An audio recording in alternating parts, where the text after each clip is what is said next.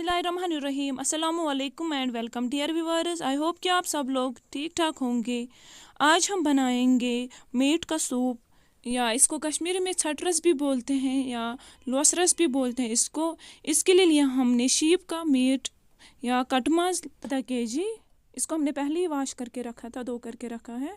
यहाँ पे लिया हमने प्रेशर कुकर, इसमें हमने थोड़ा सा ऑयल डाला है क्योंकि जो ये सूप होता है मटन का सूप, इसमें थोड़ा ही ऑयल डाला जाता है क्योंकि इसका ज़्यादातर बीमारों को दिया जाता है और बच्चों को।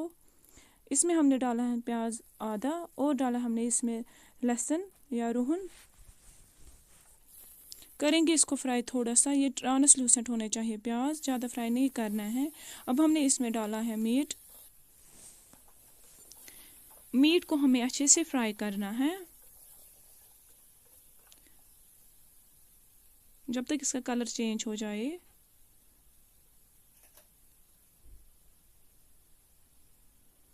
यहाँ पे कि हमने इसमें नमक ऐड 1 स्पून, इससे पानी रिलीज़ भी हो जाएगा। हमने इसको अपने टेस्ट के हिसाब से नमक ऐड किया। जो ये मटन सूप होता है इसमें ज़्यादा नमक नहीं होना चाहिए। इसने पानी रिलीज़ किया है, अब इस पानी को हमें ड्राई करना है ताकि ये जो मीट है अच्छे से फ्राई हो जाए।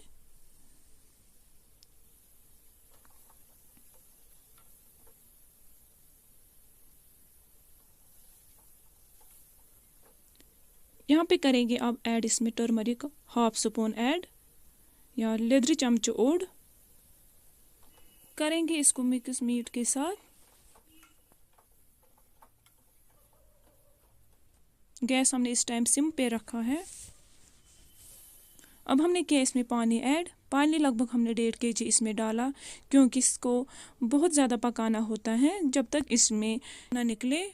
और यहाँ पे किया हमने इसमें फेनल सीड्स ऐड, जिसको कश्मीर में बोलते हैं बादियान। ये मस्ट होता है इसमें। जो ये सूप या फनल सीड होते हैं ये सेहत के लिए बहुत ही मुफीद होता है। बस इसमें यही एक मसाला डाला जाता है।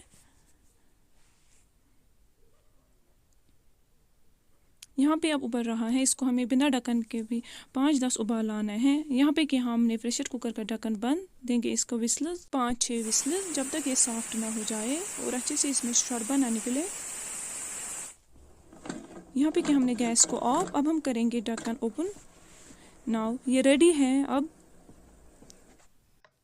करेंगे इसको डिश आउट। हमारे चैनल को सब्सक्राइब, लाइक और शेयर ज़रूर करना। अगर आप लोगों को आज की रेसिपी पसंद आई होगी कमेंट सेक्शन में ज़रूर लिखना। ये सूप हम बच्चों को भी दे सकते हैं और बीमारों को भी दे सकते हैं, उनकी सेहत के लिए मुफीद होता है। ये बहुत ही टेस्टी बन जाता है।